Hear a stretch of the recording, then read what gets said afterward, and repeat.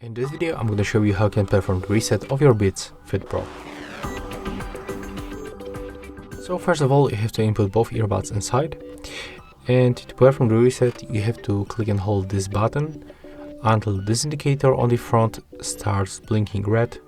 So let's make it right now. Click and hold this button and take a look on the indicator. Right now it's blinking white, so it means that this device is in the pairing mode, but we have to wait for the hard reset process.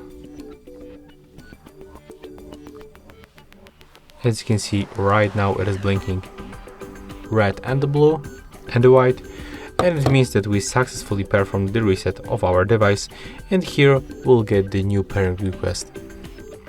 So that's how you can make it. If you find this video helpful, remember to leave a like, comment and subscribe.